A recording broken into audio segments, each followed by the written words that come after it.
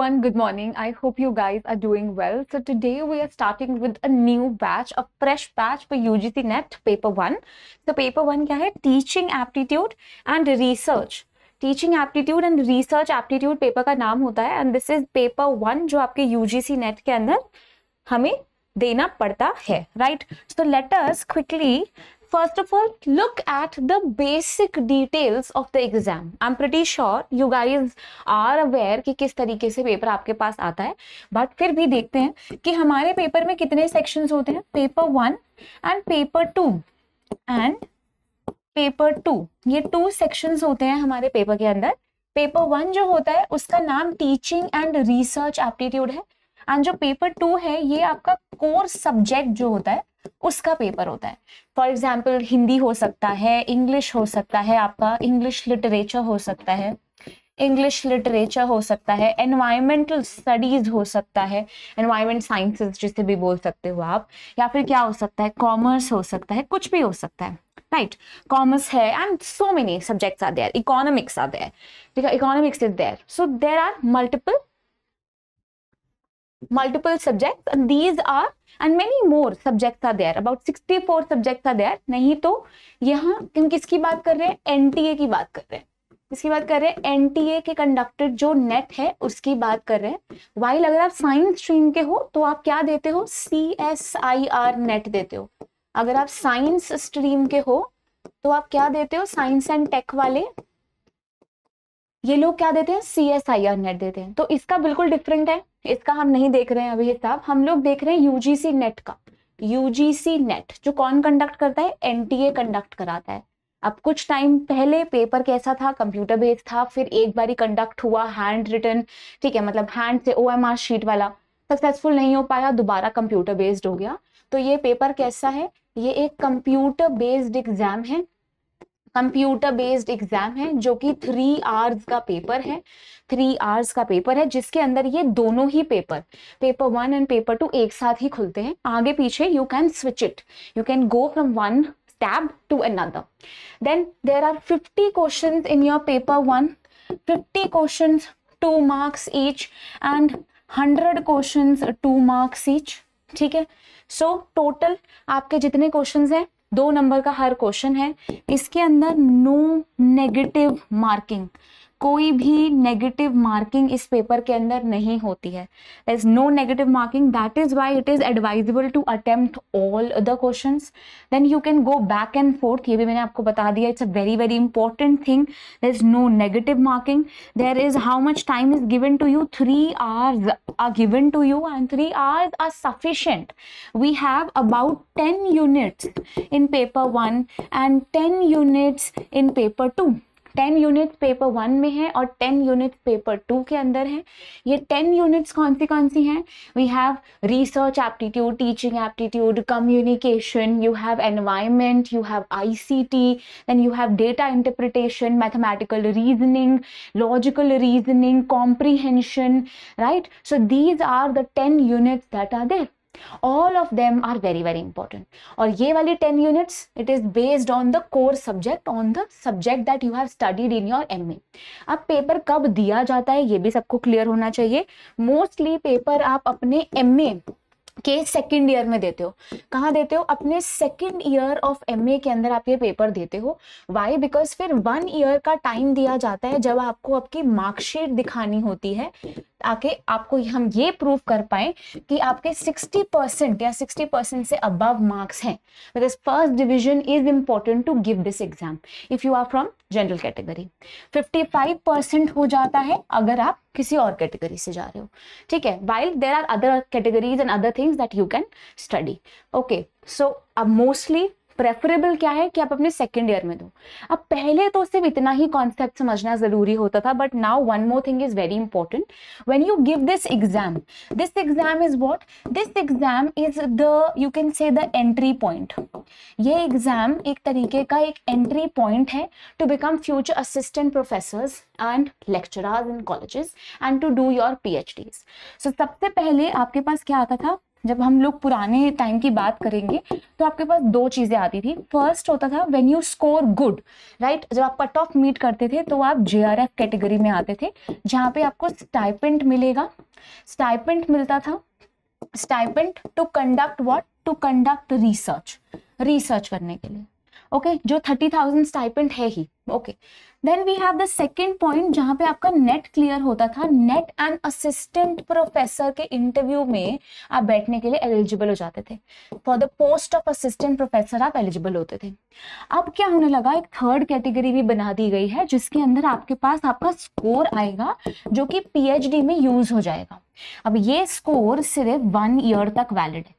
किस टाइम तक है? 1 ईयर। तो इसलिए इट इज एडवाइजेबल कि आप अपने MA सेकेंड ईयर में ये पेपर दो, ताकि आपके पास मार्कशीट आ जाए थर्ड ईयर में, और साथ में उसके बाद आप अपना PhD इनरोल कर लो। क्योंकि ये कब तक वैलिड है? ये सिर्फ और सिर्फ 1 ईयर ही वैलिड है। बाकी आपका नेट का सर्टिफिकेट वाइल कभी भी आपका कितने भी टाइम तक, लाइफ लॉन्ग आपका सर्टिफिकेट वैलिड होता है, नेट का सर्टिफिकेट। देन JRF की बात करो तो JRF आपके 3 इयर्स तक वैलिड होता है। अगर आपने JRF के 3 इयर्स तक इनरोल नहीं किया, JRF का सर्टिफिकेट लैप हो जाता है। एंड ऑफ कोर्स इसकी थोड़ी टर्म्स एंड कंडीशंस और हैं जो आप देख सकते हो।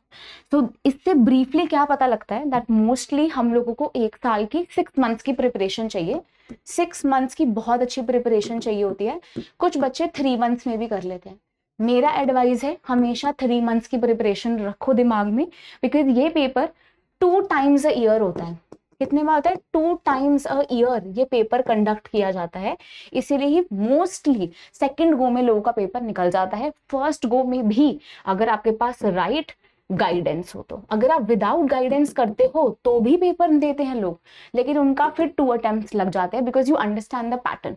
अगर आपके पास कोई ऐसा होगा who can guide you with the pattern, then आप फर्स्ट अटेम्प्ट में, कैसे फर्स्ट अटेम्प्ट में ये पेपर क्लियर कर सकते हो, because it is all about one thing and that is strategy. अगर आपकी स्ट्रैटेजी अच्छी है तो आप कैसे भी ये पेपर अटेम्प्ट कर सकते हो और वो पक्का क्लियर होगा। स्ट्रैटेजी में क्या आता है? आपके पास करेक्ट बुक्स हैं, आपके पास करेक्ट सोर्सेज हैं, आपके पास करेक्ट टीचर्स हैं, साथ में आप MCQ प्रैक्टिस करते हो and correct amount of effort भी डालते हो। क्या डालते हो? Correct amount of efforts. और ये तब आता है जब आप एक कोहेसिव एनवायरनमेंट में पढ़ रहे होते हो। So with our in our batch we will be doing the same things. We'll be practicing a lot of MCQs, we'll be giving you books also. There will be good sources that from which we have consolidated the material. I will be taking up the materials that are there. All the extra things would be dealt there, and of course then what will happen, you will clear the UGC NET in one go, right? So you do not have to be scared that 6 months हो गए, 3 months है, क्या time है, कितना time लगेगा। Strategy wise चलो, अभी हम क्या डिस्कस कर रहे हैं, बिकॉज ये बैच पेपर 1 का है, तो हम पेपर 1 के बारे में डिस्कस करते हैं। दो we also have batches for paper 2.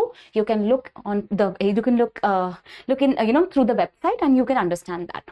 So paper 1 के अंदर टोटल 10 यूनिट्स आते हैं। 10 यूनिट्स में से we have 3 units and the rest units, ऐसे करके हमने डिवाइड किया हुआ है।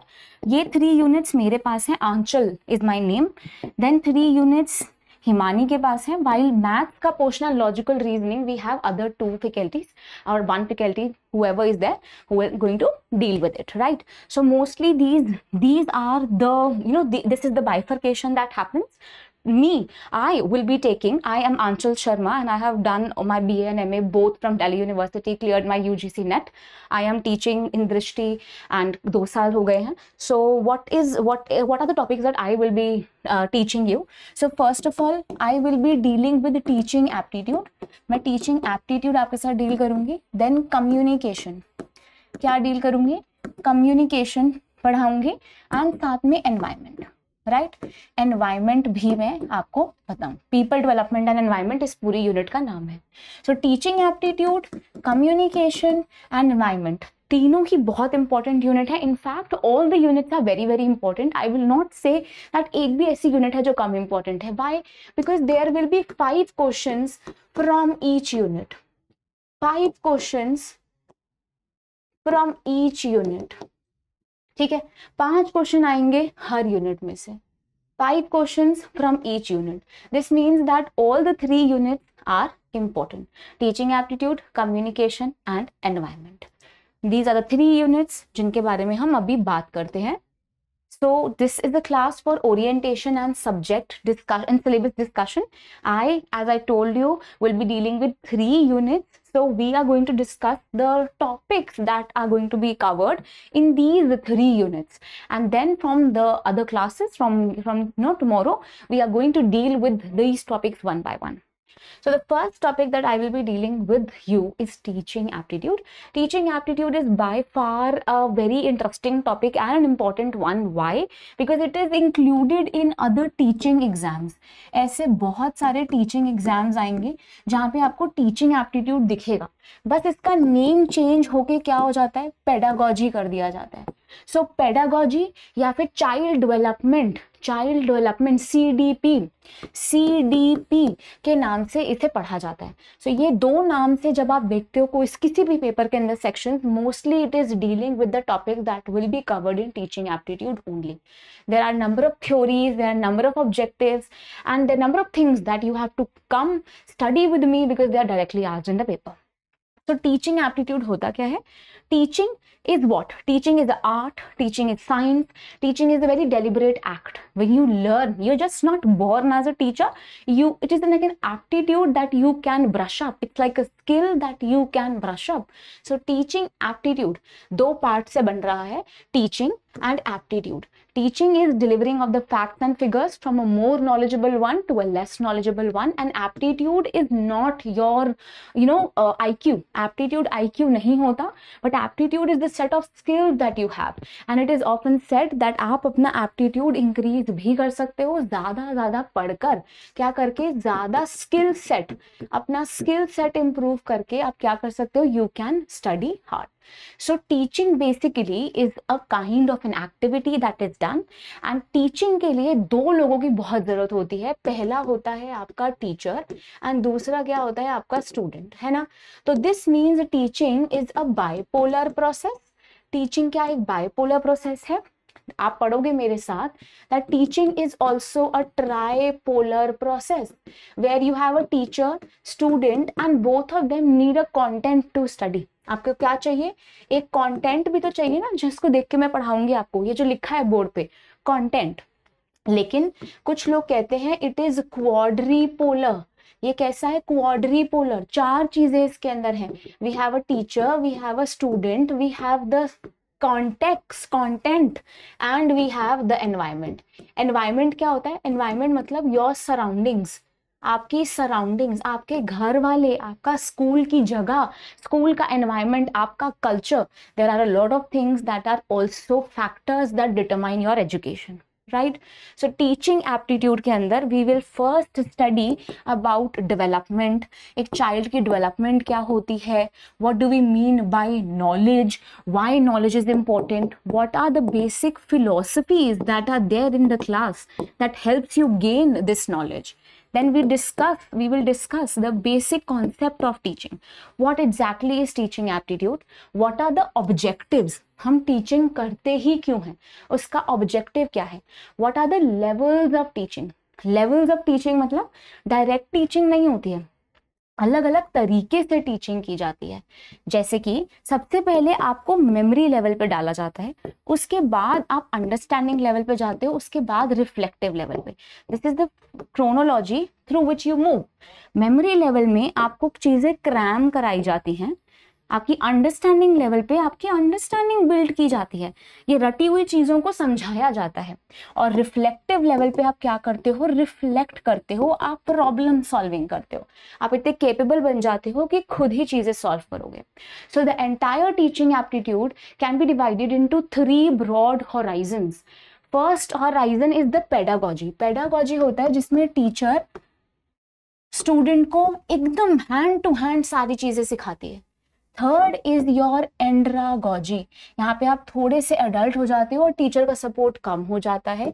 And then you have heutagogy, और heutagogy is the last stage where you are only studying for your professional growth. आप अपनी प्रोफेशनल ग्रोथ के लिए पढ़ते हो. सो इन तीनों के अंदर अलग अलग तरीके की टीचिंग होती है. यहाँ पे ज्यादातर मेमोरी लेवल है, यहाँ पे अंडरस्टैंडिंग, यहाँ reflective. This means that this rule of 3, ये देख रहे हो 3 ये चीजें हैं, 3 ये चीजें हैं, ये हर जगह देखी जाएंगी। तो बारी बारी में आपको इस तरीके से सिखाने का ट्राई करूंगी कि रूल ऑफ 3 क्या है, and I will give you acronyms, I will give you lot of diagrams so that you remember these things. सिखाने का यही सबसे अच्छा तरीका होता है। Then we will understand the characteristics and the basic requirements that are there for studying.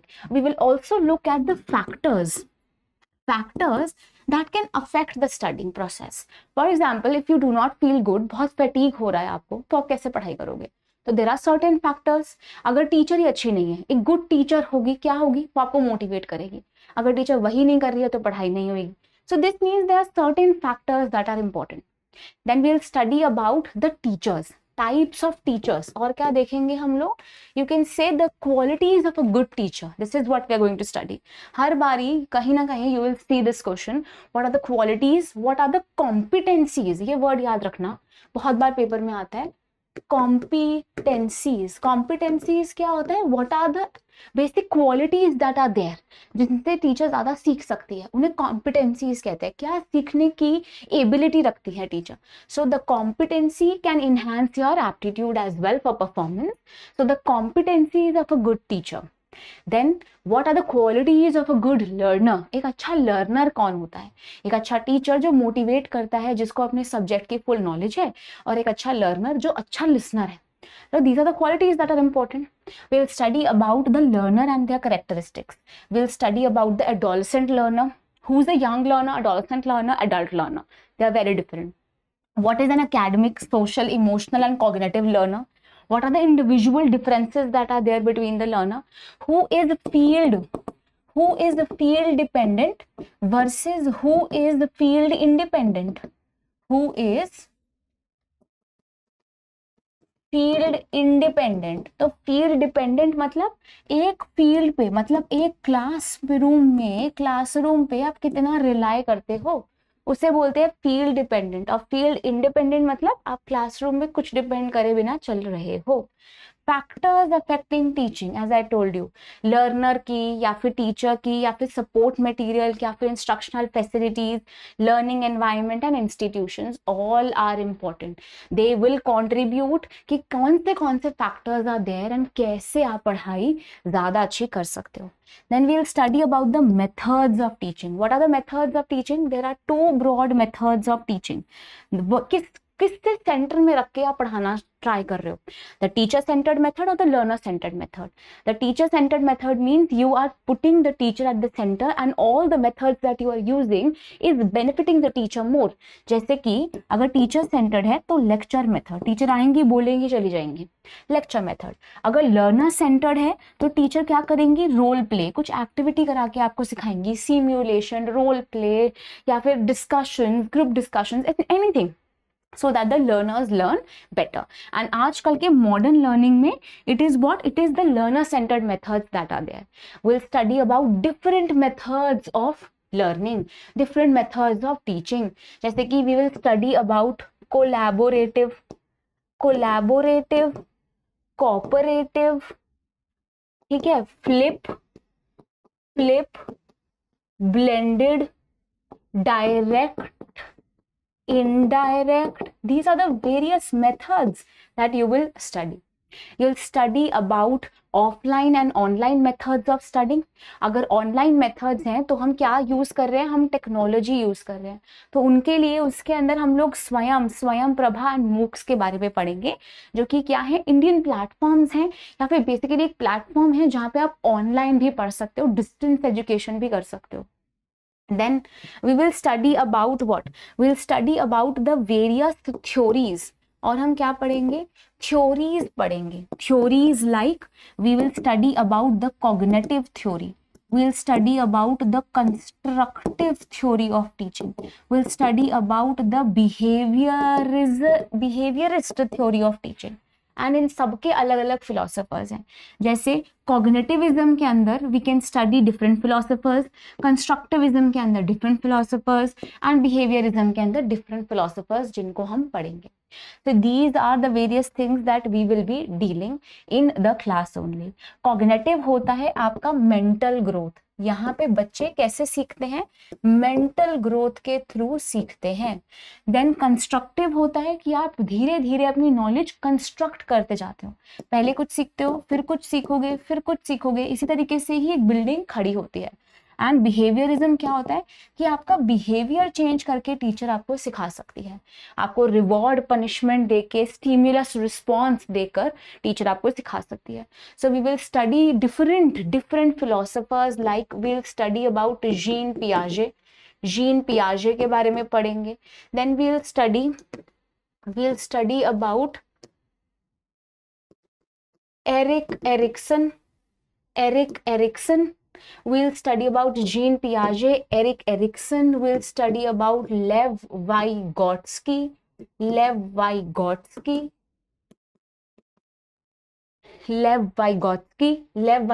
के बाद we'll study about Ivan Pavlov. Ivan Pavlov के बाद we also will study about Carl Rogers, B.F. Skinner, और भी बहुत है, B.F. Skinner. Then we have John Dewey. So these are the philosophers that we will study and we will positionalize them. जैसे कि we have Brunner also. Brunner social theory देंगे कि बच्चे कैसे सीख सकते हैं. So we have cognitive constructivist behaviorist. We have the social theory also, कि हम कैसे सीखते हैं. ये लोग कहते हैं कि हम मेंटल ग्रोथ से सीखते हैं, ये कहते हैं कि हम नॉलेज को कंस्ट्रक्ट करते हैं, ये कहते हैं बिहेवियर से. और सोशल थ्योरिस्ट क्या कहते हैं, दैट हम लोग सोसाइटी से सीखते हैं. जब एक बच्चा क्या करता है, जब अपने मम्मी पापा को इमिटेशन के थ्रू देखता है, अपनी मम्मी को कॉपी करता है, तभी वो उधर से चीजें सीखता है. तभी वो क्या करता है, एक्वायर करता है सेट ऑफ स्किल्स अपने पेरेंट्स से. सो इस तरीके की थ्योरी को हम सोशल थ्योरी कहते हैं, जिसके फादर कौन थे, Jerome Bruner. So Jerome Bruner is the father of social theory of learning. These are the various things that we'll do. We'll also study the models of teaching. अब models क्या होता है, you must have seen various scenarios in the class. So for these basic scenarios we have basic set of skills जो कि teacher करा सकती है class में. तो उन सबको हम बोलते हैं models. And there are multiple models जिनसे काफी क्वेश्चंस आ जाते हैं, इनको हम पढ़ेंगे. जैसे we have Hilda Taba model. Then we will study about the teaching support system. अब टीचिंग तो कर रहे हैं, लेकिन टीचिंग को बेटर कैसे कर सकते हैं. Traditional, modern and ICT based methods use कर सकते हैं. These are called as instructional aids या teaching aids या instructional facilities. This is going to help you teach better and to create a good environment so that the students can concentrate in the class better. For example, traditional method के अंदर मैं आपको pictures दिखा के सिखा सकती हूँ. Modern method के अंदर मैं आपको podcast सुना सकती हूँ. और ICT based method के अंदर मैं आपकी attendance भी कंप्यूटर यूज करके ले सकती हूँ. तो this is how we will study about different tools. क्या कहते हैं इनको, डिफरेंट टूल्स ऑफ लर्निंग हम लोग क्लास में देखेंगे. Will study about what evaluation is. अब टीचिंग क्या है, टीचिंग एक तरीके का प्रोसेस है जो कभी रुकता नहीं है. सबसे पहले टीचर क्लास में आती हैं, तो टीचर क्या करती है, फेज 1 में होती है, जिसके अंदर टीचर क्या करती है, पोस्ट इंटरैक्टिव फेज कहलाता है ये. पोस्ट इंटरैक्टिव फेज, टीचर अपने क्या टूल्स यूज करने हैं, क्या पढ़ाना है, क्या मेरा ऑब्जेक्टिव है, सब सेट करती हैं. जो सेकंड प्रोसेस आता है, इसके अंदर टीचर क्या करती है, इंटरैक्ट करती हैं बच्चों से, इसलिए इसको हम इंटरैक्टिव स्टेज बोलते हैं. Here the teacher and the students are face to face. उसके बाद टीचर क्या करती है, थर्ड फेज में चली जाती है, जहां पे टीचर इवैल्यूएट करेंगी. अगर टीचर ने देखा that the students are not clear with the topic, how will she go forward? She has to stop it. Then this means evaluation is very important. So teacher and a student also will use this evaluation. This evaluation is of 2 or 3 types that are there in your exams, जो बहुत ज़्यादा famous है. So evaluation basically क्या होता है, evaluation is looking forward at what the teacher has taught you. First of all, evaluation कैसा होना चाहिए, कंटिन्यूस एंड कॉम्प्रिहेंसिव, CCE जैसा होना चाहिए, CCE जो गवर्नमेंट ऑफ इंडिया ने स्टार्ट भी किया था। There are multiple types of evaluation. जैसे टीचर आपकी गलती बताती है तो वो डायग्नोस्टिक इवैल्यूएशन है। टीचर अगर बीच में आपका कोई टेस्ट ले ले तो फॉर्मेटिव इवैल्यूएशन है। अगर टीचर आपका एंड में इवैल्यूएशन ले तो वो सबमिटिव इवैल्यूएशन होता है। अब फॉर्मेटिव इवैल्यूएशन क्या किया जाता है, मिडल में सबमिट करते हो एंड में, तो एंड में सबमिटिव इवैल्यूएशन। और डायग्नोस्टिक क्या करता है, आपकी हेल्प करने के लिए होता है। Formative evaluation is also used by the teacher and the student. Teacher कैसे यूज करेगी, देखने के लिए कि क्या टॉपिक समझ नहीं आ रहा वो बेटर समझाती हूँ, और स्टूडेंट कैसे यूज करेंगे, ये टॉपिक समझ नहीं आ रहा फाइनल्स में आना है ढंग से कर लेता हूँ। सबमिटिव के अंदर तो सीधा ग्रेड दिया जाता है और क्लास खत्म हो जाती है। तो बीच में यूनिट टेस्ट होना आपका फॉर्मेटिव है, लास्ट में एग्जाम होना सबमिटिव है, right. There are placement test also, there are multiple test also that we will study. Then we have percentage system, जैसे नॉर्म रेफरेंस टेस्टिंग होती है and criteria reference testing. So types of test भी paper में आ जाते हैं। क्या होता है, क्राइटेरिया टेस्ट होते हैं और नॉर्म रेफरेंस टेस्ट होते हैं। सो ये दोनों भी इंपॉर्टेंट है। देन इवैल्यूएशन कैसी होनी चाहिए, हायर एजुकेशन के अंदर हम लोग choice based credit system follow करते हैं, कंप्यूटर बेस्ड टेस्टिंग करते हैं, इनोवेशंस ला रहे हैं एक्सेट्रा। और जब तक टीचर सेटिस्फाई नहीं होगी कि बच्चों को समझ आ गया है, वो आगे नहीं बढ़ सकती है। अगर टीचिंग नहीं हुई यहाँ पे कंप्लीट, तो टीचर क्या करती है, तो टीचर को क्या करना है, रीटीच करना है। So the process of teaching only stops when the students are completely clear with the objectives, are clear with the topics, otherwise the teacher has to reteach the topics. These are the various topics that we will be dealing. और भी बहुत सारे छोटे छोटे topics आते हैं, जैसे आपने कभी देखा हो पेपर में आ गया था पेरेंटिंग स्टाइल्स के बारे में क्वेश्चन, तो हम वो भी डील करेंगे। हम पढ़ेंगे लोकस ऑफ कंट्रोल क्या है, हम माइंड के बारे में पढ़ेंगे, हम मेमोरी के बारे में पढ़ेंगे, ठीक है। तो these are the small topics around which the paper is centred and they always cater to these topics. We will also study them. Then आता है communication. This is another unit which is of course a bonus unit for you. Easy peasy questions are asked from this unit, लेकिन एक बारी इसको ढंग से पढ़ना is important. We will study what is communication. Communication comes from the Latin word communus, which means to care, and communicare, which also means to make things common. तो यहाँ पे हम डेफिनेशन देखेंगे कम्युनिकेशन की, मीनिंग समझेंगे, types of communication पे focus करेंगे and characteristics of communication. As you know, communication, which means language का usage, is all pervasive. All pervasive मतलब इसके बिना तो कुछ हो ही नहीं सकता। It is at every level. ये हर लेवल पे है, हर एरिया में है। It is the most important component. Teaching करनी हो, किसी से बात करनी हो, कुछ भी करना हो, तो आप उससे कम्युनिकेशन ही यूज करते हो।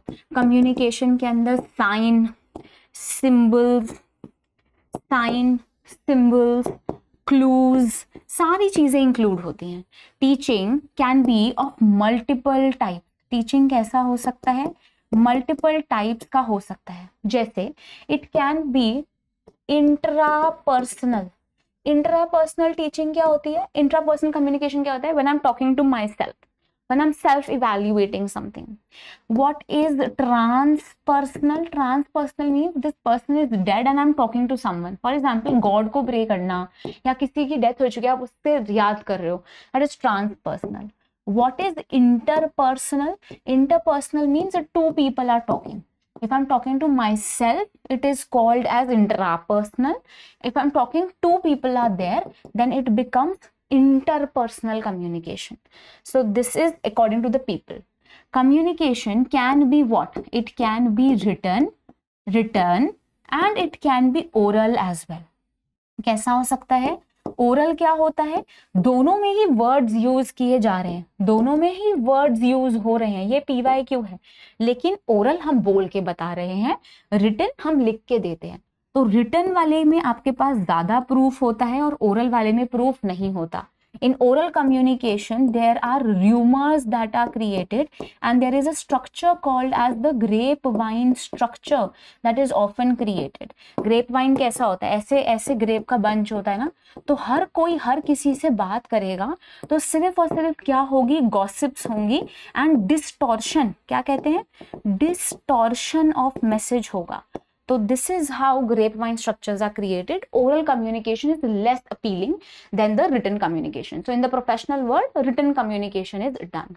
Communication अपने आप में एक process होता है और सही तरीके का process ढूंढना important है. सही तरीके का type ढूंढना भी बहुत ज़्यादा important है. Then we have verbal and non verbal. Verbal तो हमने देख लिया, इधर तो वर्ड्स यूज होंगे, वो रिटन और ओरल हो सकता है. नॉन वर्बल कम्युनिकेशन वो होता है जिसके अंदर हम क्यूज यूज करते हैं. क्या यूज करते हैं? क्यूज यूज करते हैं. ये अलग अलग तरीके का हो सकता है. Here you are not using words but your appearance, your bodily gestures, your your punctuality speaks a lot about you. According to the Mehrabian model, about 45% of the communication, that means the larger amount of communication, 75 है sorry, larger amount of communication आपका कैसा होता है? Non verbal होता है. and about 40 कुछ आपका क्या है? आपका वर्बल होता है. तो मतलब वर्ड से ज्यादा नॉन वर्बल इंपॉर्टेंट है. जैसे कि गेज, आप किसी को कैसे देख रहे हो, ठीक है. जैसे कि यू हैव, इसे हम ऑल्फैक्टिक्स, इसे हम क्या कहते हैं? ऑक्यूलिक्स कहते हैं. ऑक्यूलिक्स कहते हैं. ऑक्यूलिक्स मीन्स आईज, आईज से रिलेटेड चीजें जो होंगी. Then you have your facial expression, आप किसी को कैसे देख रहे हो उससे भी बहुत चीजें पता लग जाती हैं. Then you have olfactics. Olfactics क्या होता है? किसी की फ्रेगनेंस, किसी की स्मेल बहुत गंदी लग रही है, किसी की फ्रेगनेंस बहुत अच्छी लगती है तो आप उससे ज्यादा अट्रैक्ट होते हो. किसी का क्या है? अपीयरेंस कैसा है? अपीयरेंस के अंदर कौन कैसा ड्रेस्ड है? कोई वेल ड्रेस्ड होगा तो आपको मन भी करेगा सुनने का, नहीं तो आपको मन भी नहीं करेगा. फिर आता है chronemics. Chronemics is the study of time. ठीक है, अगर कोई पंक्चुअल है तो you will pay respect to that person. अगर वो पंक्चुअल नहीं है तो आप उसे नहीं दोगे रिस्पेक्ट. देन क्या होता है? There is haptics. Haptics is the study of your touch, जिसे हम टेक्टाइल भी कहते हैं. Girls are very good at it. You know what is a good touch, what is a bad touch, where to touch, where not to touch, whom to touch, whom not to touch. ठीक है. So we have chronemics, we have haptics, we have another very important one, proxemics. proxemics क्या होता है? It is the study of space. कितनी किसको space देनी है? हर कोई मेरे इंटीमेट सर्कल में नहीं आ सकता है, हर कोई मेरा इंटीमेट मेरा अपना नहीं हो सकता. कुछ लोग क्या होते हैं? सोशल स्पेस पे भी जाते हैं. कुछ लोग मेरे बाहर आउटर सर्कल पे रहते हैं, मेरे बीच में डिफरेंट डिस्टेंस होना चाहिए उनसे बात करते हुए. अगर वो ज्यादा आगे आके बात करेगा तो मेरे को पसंद नहीं आएगा. Then a very important type of non-verbal communication is what? It is artifacts.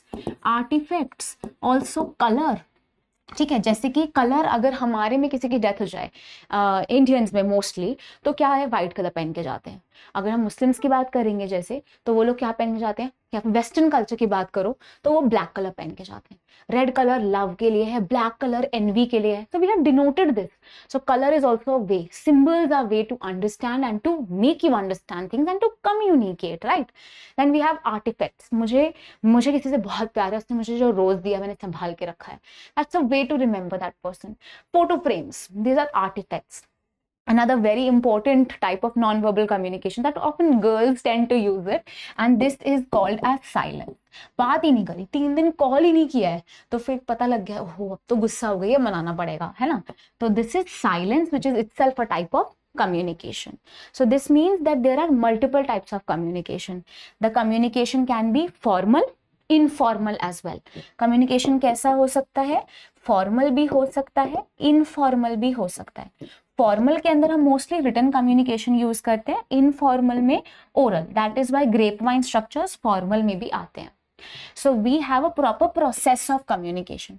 Communication starts with an encoder. कैसे start होता है? encoder के through start होता है. Encoder is the one who is called as the sender of the message. वो message में encoding करते हैं, मतलब मैसेज को पैकेज करते हैं, उसका तो सेंड करते हैं. Message is send using a particular medium. कैसे मीडियम यूज होगा? According to the type of model, according to the type of communication that you are using. Formal है तो you will write letters, informal है तो telephonic conversation करोगे, तो आप medium select करोगे। ये वाला मैसेज किसके पास जाएगा, आपके रिसीवर के पास जाएगा। रिसीवर क्या करेगा, रिसीवर डिकोड कर लेगा उस मैसेज को, उसको छोटे छोटे पार्ट्स में डिवाइड करके समझेगा और लास्ट में आपको क्या दे देगा, लास्ट में आपको देगा feedback. Without feedback no good communication can happen. याद रखना, अगर फीडबैक नहीं है तो कोई कम्युनिकेशन नहीं है possible. This is also process of communication but it is half only. सबसे इंपॉर्टेंट चीज यहाँ भी मिसिंग है, that is noise. There are going to be disruptions in between. जैसे कि हो सकता है लाइट चली गई, फोन कट गया, आपका मैसेज बीच में रह गया, उन्हें कम समझ आया। So this means there will be disruptions in between, and what a good communicator is, the good communicator tries to reduce these problems. You need to reduce the barriers of communication को आपको reduce करना होता है। There can be physical barriers, जैसे कि मैंने अभी बताया, वाईफाई चला गया, लाइट चली गई। There can be psychological barriers, जैसे कि आपकी मेंटल हेल्थ अच्छी नहीं थी जिसकी वजह से बॉस ने अपने एम्प्लॉयज को डांट दिया, तो कम्युनिकेशन में प्रॉब्लम आ गई।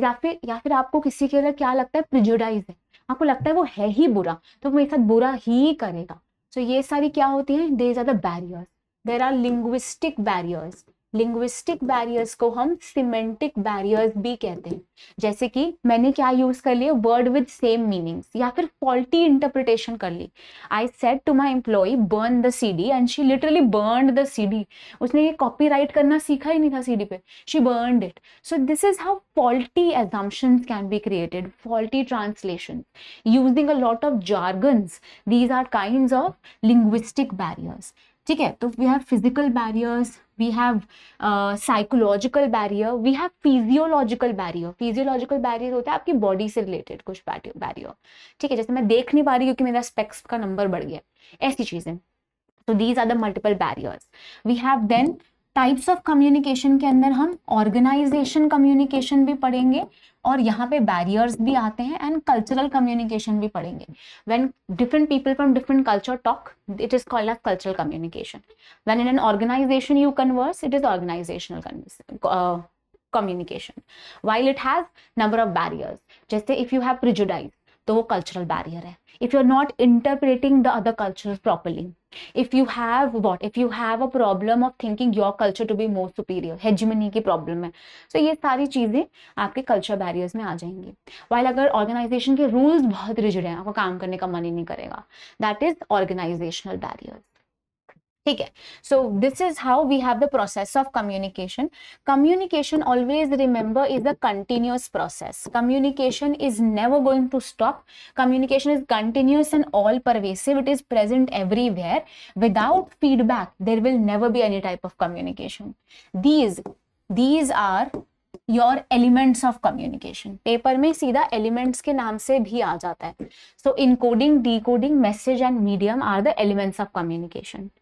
Then we will pay more focus on classroom communication कि classroom communication क्या होता है, how teacher and student are going to understand each other. We'll study about barriers as I told you. Last but not the least, we have another types of communication. We have group communication and mass communication. क्या है हमारे पास, group communication versus mass communication.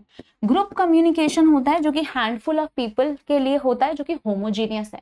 जैसे मेरी class में वही बच्चे आए हैं जिन्हें इस टाइम पे यूजीसी नेट पेपर 1 पढ़ना है। मैं यूट्यूब पे कोई वीडियो डालती हूँ तो कोई भी देख सकता है, that is mass communication. Wider reach होती है, जल्दी रीच करता है, सोर्स कोई एक होता है, हेट्रोजीनियस इन नेचर होता है, सब अलग अलग जगह से आते हैं। फीडबैक्स नहीं होते हैं मास कम्युनिकेशन में, या बहुत डिलेड होते हैं। जैसे इट इज पॉसिबल कि आप मेरे यूट्यूब वीडियो पे रिप्लाई ना करो, बट मेरे टैब पे आप रिप्लाई करते रहते हो। सो दिस मीन्स दैट ये एक ग्रुप कम्युनिकेशन है, classroom study. Okay, after this we will also pay more focus at the models of communication. क्या पढ़ेंगे हम लोग, देखेंगे models of communication. So there are 3 models of communication. First is the linear model. काफी questions आते हैं इससे। linear model जो कहता है एक जो सेंडर है उसने क्या किया, रिसीवर को एक मैसेज भेजा, that's it. और हम क्या देखते हैं, रिसीवर पे क्या उसका इफेक्ट आ गया, there was no role of feedback. धीरे धीरे जो आपके मॉडल थे वो इम्प्रूव होने लगे और हमारे पास कौन सा मॉडल आया, इंटरैक्टिव मॉडल आया। इस इंटरैक्टिव मॉडल में सेंडर ने रिसीवर को भेजा और रिसीवर ने बाद में क्या किया, फीडबैक दिया। लेकिन अब फास्ट मूविंग वर्ल्ड के अंदर हम कैसे मॉडल्स देख रहे हैं, ट्रांजैक्शनल मॉडल देख रहे हैं, जहां पे रोल रिवर्सल होता है। रोल रिवर्सल यहाँ पे भी होता है। जब सेंडर सेंड करता है मैसेज तो वो इनकोडिंग कर रहा है और रिसीवर डीकोड कर रहा है मैसेज को। जब वो फीडबैक दे रहा है तो वो इनकोडिंग कर रहा है और यहाँ पे डीकोडिंग। तो फीडबैक और रोल रिवर्सल यहाँ पे भी है, लेकिन यहाँ पे रोल रिवर्सल कैसा है, बहुत ज्यादा रैपिड है, बिकॉज हम मीडिया का यूज करने लगे हैं। अब मीडिया क्लासरूम में कभी टीचर स्टूडेंट डिस्कस कर रहे हैं, अब कितना जल्दी डिस्कस करते हैं, है ना। सो ट्रांजैक्शनल कम्युनिकेशन थोड़ा रैपिड होता है इंटरैक्टिव कम्युनिकेशन से, बाकी चीजें बिल्कुल सेम होती हैं, ठीक है। सो रिवर्सल का मतलब क्या है, रोल रिवर्सल समझ लो। जैसे कि ये है हमारा सेंडर, है ना। So sender, say suppose Aanchal needs to send a message to her boss that she will be on a leave. तो रिसीवर कौन है, मेरे बॉस हैं। मैंने क्या किया, मैंने चूज किया एक मैसेज, मैंने इनकोड कर लिया। मैसेज इनकोड किया, क्या मीडियम यूज किया, because it is a formal method, मैंने ईमेल चूज कर लिया। मैंने ईमेल लिखा मेरे बॉस को, मेरे बॉस ने इसे डीकोड किया, उन्हें लगा कि ठीक है मैं 25th का हॉलिडे नहीं दे सकता हूं because I have some work, I will give you a holiday for 26th Aanchal, he has to tell me this, right. अगर मैंने यहाँ पे क्या किया, बहुत जार्गन्स यूज कर लिए। सपोज मैंने बोला I will take an off और मैंने डेट ही मेंशन नहीं करी, तो क्या मेरे बॉस को समझ आएगा, नहीं। इसलिए इनकोडिंग भी बहुत जरूरी है कि मैं इनकोड भी अच्छे से करूं। मैंने लिखा I will take an off on 25th August, ठीक है। तो ये मैसेज कंप्लीट है, अपने आप में क्लियर है, ल्यूसिड है, जार्गन्स भी नहीं है, समझ भी आएगा। ये मैसेज मेरे 7 C's, मेरे 4 S's ये क्या कर रहा है, इंक्लूड कर रहा है। 7 C's 4 S's क्या है, हम ये देखेंगे, ठीक है। कि मैसेज बहुत क्लियर है, कंसाइज है और बहुत प्रिसाइज है, एकदम ढंग से हम लोग कर रहे हैं, क्लियर इंफॉर्मेशन दे दिया है। मेरा डीकोडर मेरे बॉस को समझ आया, उन्होंने बोला चलो ओके 26th की ले लो, 25th की नहीं मिल पाएगी। उन्होंने क्या किया, उन्होंने भी एक मैसेज इनकोड करा, उन्होंने अपना रिप्लाई इनकोड किया एंड उन्होंने मुझे क्या लिखा, उन्होंने भी मुझे एक ईमेल लिखा और मेरे को यहाँ पे दे दिया, जिसको मैं यहाँ जाके डिकोड करूंगी, इंटरप्रेट करूंगी, ठीक है। फिर मैं रिप्लाई दूंगी। सो दिस मीन्स ये कंटिन्यूस प्रोसेस है। बीच में बैरियर आ सकते थे, उन्हें हम कहते हैं नॉइज, लेकिन हमने बैरियर क्या किया, अवॉइड किया। मैंने सही लैंग्वेज यूज करी, सही मीडियम यूज किया, सही से मेरे को क्या मिला, फीडबैक भी मिला। अगर फीडबैक ना मिले तो प्रॉब्लम हो जाती है। फीडबैक काम करने के बाद मिलता है, ये भी याद रखना। फीड फॉरवर्ड काम करने से पहले ही मिल जाता है। तो आजकल मॉडर्न टाइम्स में it is advisable to give feed forward, ताकि गलतियां हो ही ना। किसी को टास्क दे रहे हो पहले ही बता दो, तो फीड फॉरवर्ड ज्यादा जरूरी है। So this is how the models of communication occur. अब यहाँ पे रोल रिवर्सल देख रहे हो, पहले मैं इनकोडर थी, मैं डिकोडर बन गई। सिमिलरली वहां पे भी हो रहा है। अब यही चीज जल्दी जल्दी होने लग जाए तो ये ट्रांजैक्शनल कम्युनिकेशन बनता है। There are 2 types of ways in which you communicate, तो उसे सिंक्रोनियस कहते हैं, जिसमें आपको डायरेक्ट रिप्लाई मिल जाए, और एसिंक्रोनियस कहते हैं, जिसमें आपको बहुत ही डिलेड रिप्लाई मिले, उसे एसिंक्रोनियस। जैसे ईमेल को टाइम लगता है पहुंचने में और रिप्लाई आने में, सीधा सीधा फेस टू फेस पूछ लिया, सिंक्रोनियस हो गया। So these are the things that you have to remember. Mass communication अपने आप में बहुत इंपॉर्टेंट टॉपिक है, जिसे हम पढ़ेंगे। Then we have this unit, people development and environment, which is by far the most important unit because यहाँ से current affairs आने के chances होते हैं। So for this unit and for higher education, I want you to read the government sites. Government की sites पढ़ो, साथ में क्या पढ़ो, न्यूज़पेपर पढ़ो, अपडेटेड रहो। कोई भी अगर कैलामिटी आ रही है, कोई भी नेचुरल डिजास्टर आ रहा है, उससे पढ़ो। They ask a lot of questions now, they will always ask questions related to what, related to the problems that people are doing, how development is affecting the environment. So जिस तरीके से people want to grow, तो वो development करते हैं और ये मिला के environment को affect करती है. These activities in which people are involved are called as anthropogenic activities. कैसी activities होती है? Anthropogenic activities कहलाती हैं. एक हो सकता है नेचुरल क्लैमिटीज से पॉल्यूशन इंक्रीज हो गया, एक होता है human. So we are more focused on human created problems because this is what we are getting effected by. तो सबसे पहले we will start our class with the basic terms. जैसे कि हम समझेंगे कि इकोलॉजी क्या होता है, हम समझेंगे कि इकोलॉजिकल फुटप्रिंट क्या होता है, इकोटोन क्या होता है, इकोटोप क्या होता है. तो these are the things that we will study. ये बेसिक यूनिट्स है. बायोम क्या है, इकोसिस्टम क्या है, ये सारी नॉर्मल चीजें हैं. उसके बाद we will study what are the problems that environment is facing and how can you curb them. तो जरूर पेपर में आते हैं MDG, that is millennium development goals. Not only the goals but also the targets and also the indicators, जिनको हमें detail में पढ़ना है. इस बारी 2024 में दोनों सेट में 2 क्वेश्चंस इसी बारे में थे. Then we have sustainable development goals. सबसे पहले मिलेनियम डेवलपमेंट गोल्स आते हैं. वो पूरे नहीं हो पा रहे थे ढंग से, ज्यादा अचीव नहीं हो पाया था और टाइम पीरियड खत्म हो गया था, इसीलिए ही सस्टेनेबल डेवलपमेंट गोल्स आते हैं. गोल्स 17 है, लेकिन टारगेट्स एंड इंडिकेटर्स भी पेपर में आते हैं. तो 17 गोल्स के अंदर टारगेट्स हैं, टारगेट्स के अंदर इंडिकेटर्स हैं. बहुत डिटेल में पढ़ना पड़ेगा, आई एग्री टू दैट. मुश्किल है थोड़ा, बट हम करेंगे क्लास में. देन हम क्या देखेंगे, यहां से आपके 2 क्वेश्चंस आएंगे. देन हम देखेंगे ह्यूमन एंड एनवायरनमेंट का इफेक्ट, जिन्हें हम एंथ्रोपोजेनिक एक्टिविटीज कहते हैं, as I told you, and its effect on environment. अब गोल्स तो बना दिए, प्रोटेक्ट कैसे करेंगे एनवायरनमेंट को. तो इसीलिए ही हमारे पास क्या है, मल्टीपल कन्वेंशंस हैं, मल्टीपल प्रोटोकॉल्स हैं जो हमने सेट करे हैं एनवायरनमेंट को बचाने के लिए. जैसे हम लोगों ने एक रेड डेटा बुक बनाई है, वेयर वी विल स्टडी कि कौन से एंडेंजर्ड एनिमल्स हैं. We look at the POPs, persistent organic pollutants. We look for the chemical reactors that are there. We look for the greenhouse gases. What do we look for?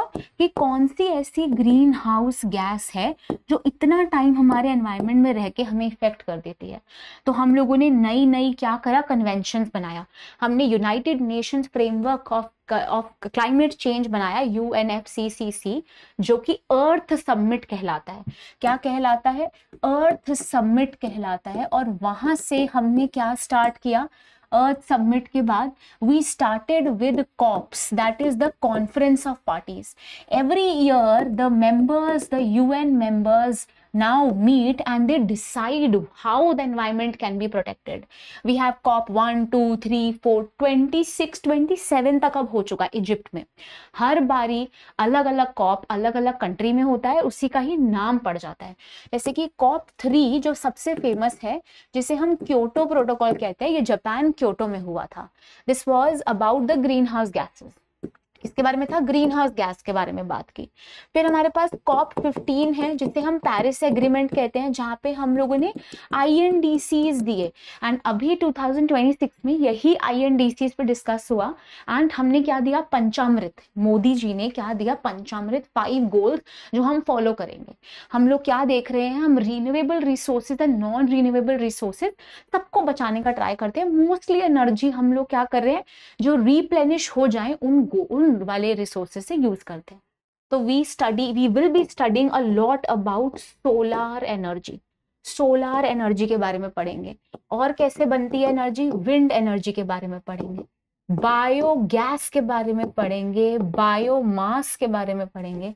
So these are the various resources that can be replenished rather than using coal and petroleum. It is better to create energy from these resources because coal and petroleum को बनने में बहुत साल लग जाते हैं, वो exhaustible है. inexhaustible resources use करो तो ज्यादा benefit होता है. ठीक है। देन हम एनवायरमेंटल इश्यूज के बारे में पढ़ेंगे जो कि लोकल, रीजनल और ग्लोबल लेवल पे हैं। Will study about air pollution, काफी ज्यादा पेपर में आता है। एयर पॉल्यूशन क्या है, what are the two types of pollutants, can you tell me? There are primary pollutants and secondary pollutants. Primary pollutants are the pollutants that are present directly. Secondary pollutants कभी कभी primary pollutants मिला के secondary pollutant बना देते हैं, which is even more dangerous. We have the characteristic, we have important air pollutants जैसे कि we have dust, we have particulate matter, we have aerosols, right? So these are the things that we will study and they tend to ask this. हम pan के बारे में पढ़ेंगे, what is photochemical smog, smog क्या होता है, हर बारी paper में आ जाता है, तो हम smog के बारे में पढ़ेंगे। टू टाइप्स ऑफ स्मॉग्स हैं, जैसे कि लॉस एंजलिस है और लंदन स्मॉग, तो हम उनके बारे में पढ़ेंगे, ठीक है। देन हम पढ़ेंगे वाटर पॉल्यूशन के बारे में। अभी भी इस बारी वाटर पॉल्यूटेंट से क्वेश्चन आ गए थे। दो टाइप्स ऑफ वाटर पॉल्यूटेंट्स हो सकते हैं, पॉइंट सोर्सेज और नॉन पॉइंट सोर्सेज से आते हैं और उसके बाद वाटर को पॉल्यूट करते हैं। So different types of pollutants के बारे में, एयर पॉल्यूशन के बारे में, नॉइज पॉल्यूशन, नॉइज पॉल्यूशन को डेसिबल में, डीबी के अंदर हम मेजर करते हैं कितनी नॉइज हमारे लिए सही है। फिर हम वेस्ट के बारे में पढ़ते हैं जो बहुत आता है, सॉलिड वेस्ट मैनेजमेंट जिसे कहा जाता है, and often disposal of this waste is also very important, this is asked in the paper also.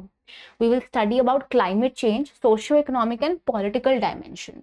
Climate change के अंदर ही एज आई टोल्ड यू हम डिफरेंट कन्वेंशंस पढ़ेंगे, डिफरेंट प्रोटोकॉल्स पढ़ेंगे।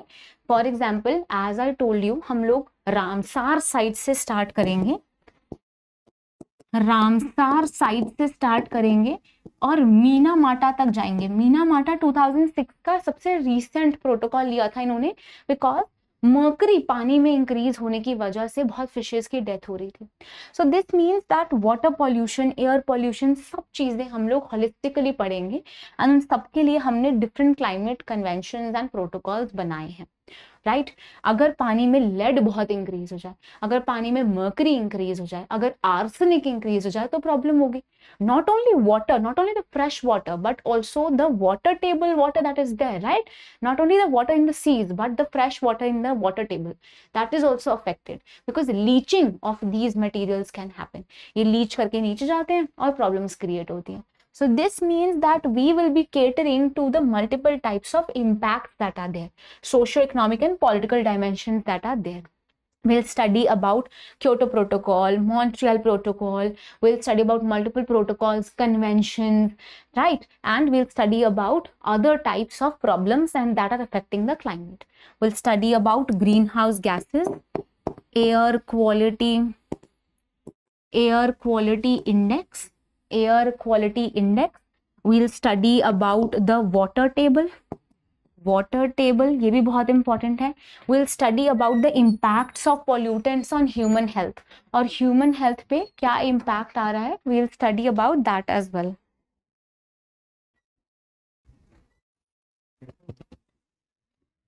Not audible? Okay.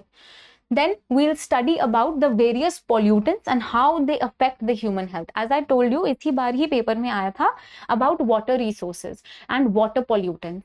So there are multiple types of pathogens like virus. There can be protozoas. There can be other hazardous substances that are there in the water, and this can create number of problems. Typhoid है और भी multiple problems है. So match the following के अंदर 2024 में they asked about this thing only, right? So these are important details that we will be discussing. Then we'll study about the natural and the energy resources. As I told you, we'll look forward to we will be studying, as I told you, solar energy, wind, soil, hydro, geothermal, biomass, nuclear and forest. अब solar energy is the energy that we create from सन।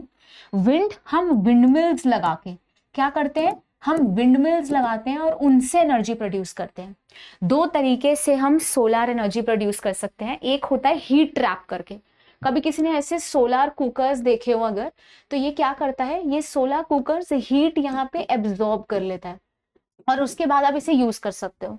तो और एक और तरीका क्या होता है, sales लगा के। ये कौन से सेल्स हैं, फोटोवोल्टिक सेल कहते हैं हम, फोटोवोल्टिक सेल जो कि सिलिकॉन से बनता है। So there are different types of photovoltaic sales.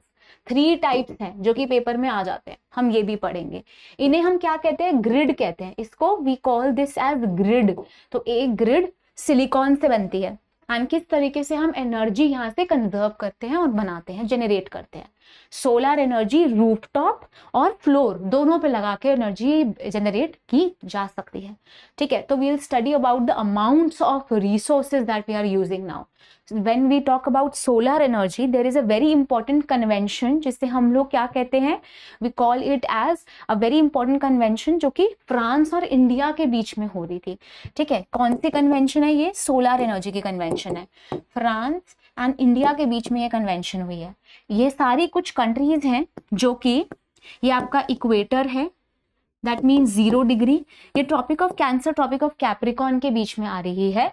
इन्हें हम, इन कंट्रीज को हम लोगों ने क्या बोला, सूर्यपुत्रास बोला। ये वो कंट्रीज हैं जो एनर्जी बहुत ज्यादा जनरेट कर सकती हैं सन की रेज से।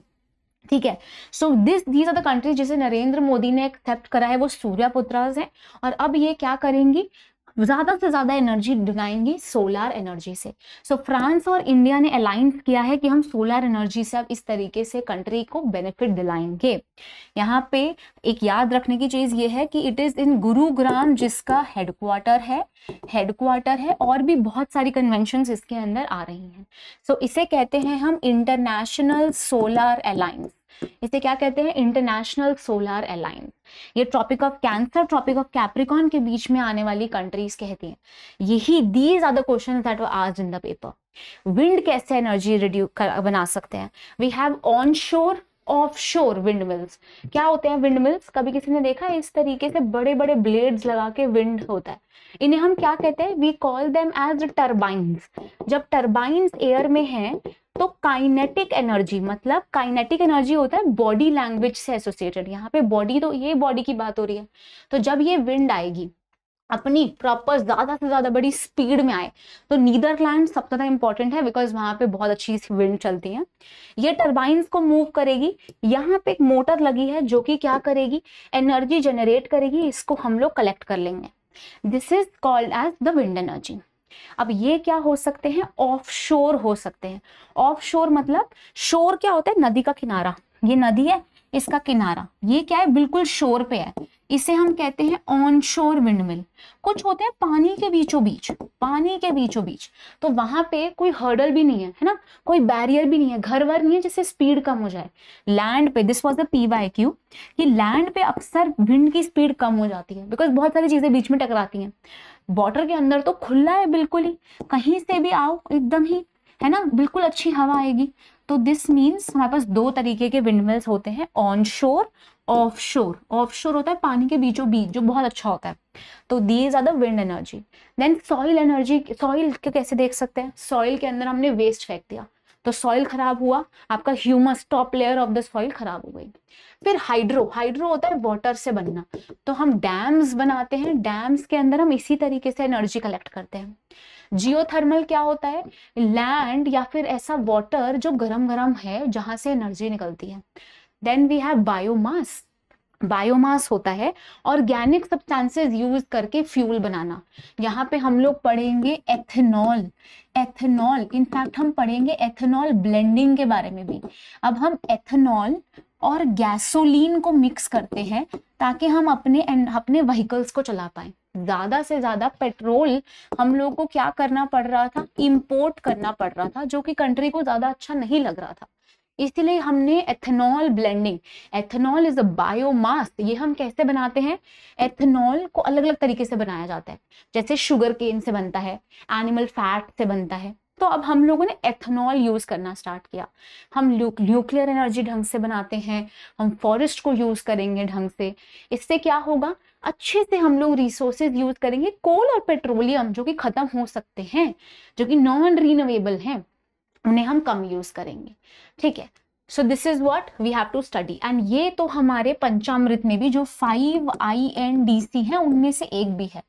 एक सबसे इंपॉर्टेंट INDC क्या है, कार्बन कवर इंक्रीज करने का, कार्बन सिंक, ज्यादा से ज्यादा कार्बन तो रिलीज हो रहा है एनवायरमेंट में बिकॉज हम इतना ज्यादा ग्रोथ कर रहे हैं, उसे कम भी तो करना है, तो ट्रीज लगाओ।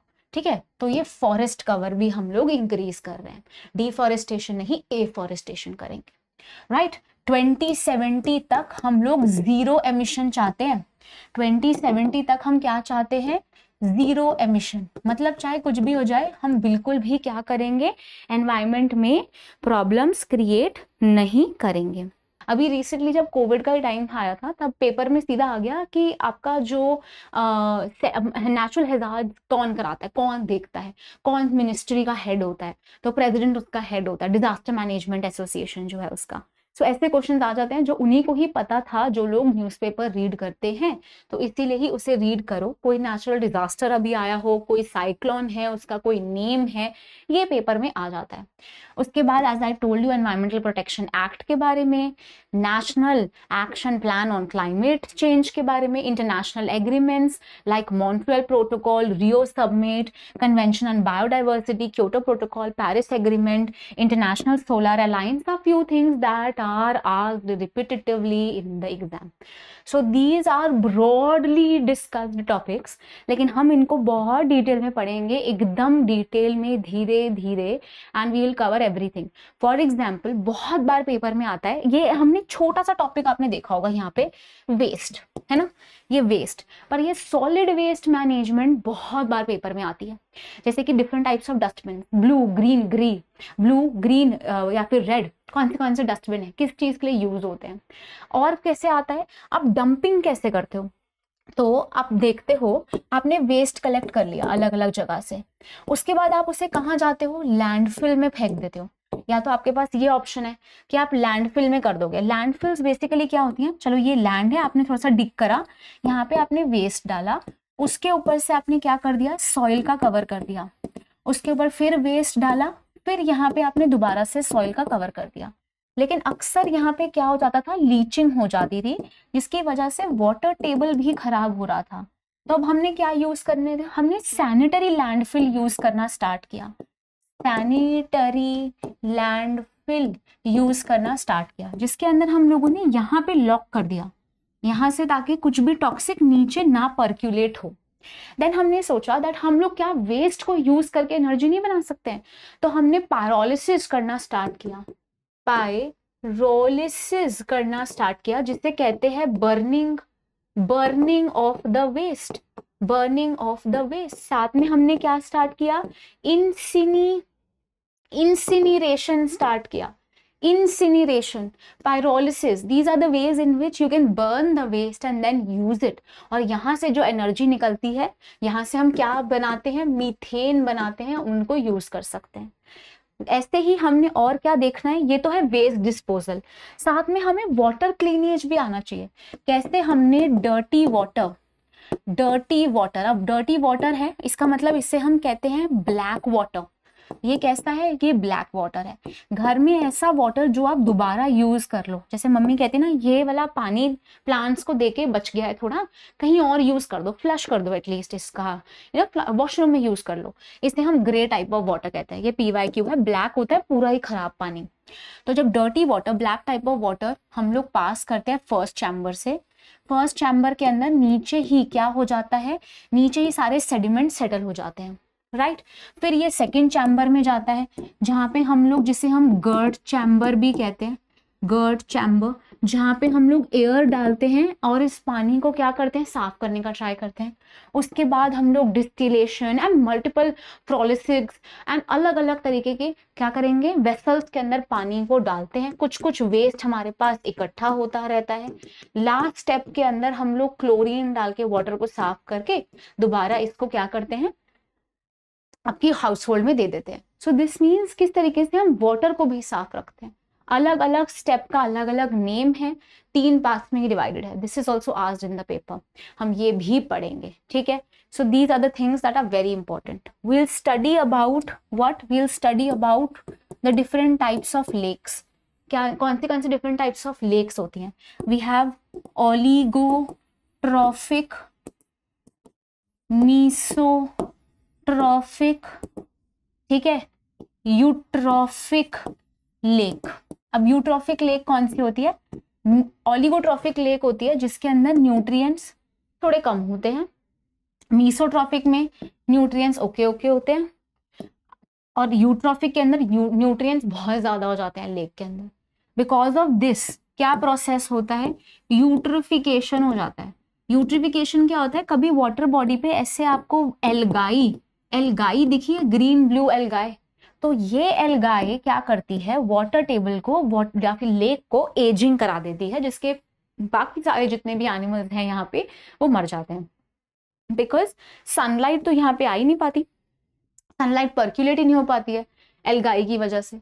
आधा ऑक्सीजन एल्गाई यूज कर लेते हैं डीकम्पोज के लिए, तो जो नीचे प्लांट्स एंड एनिमल्स हैं वो मर जाते हैं। तो ये क्या बन जाता है, ये एक तरीके का डेड जोन बनता है, डेड जोन। ये सारी चीजें हम नेक्स्ट क्लास में धीरे धीरे जब भी एनवायरनमेंट स्टार्ट करते हैं, not next to next class, जब भी एनवायरनमेंट करेंगे ये सारी चीजें पढ़ेंगे। So we have the different types of lakes. We have eutrophic lakes,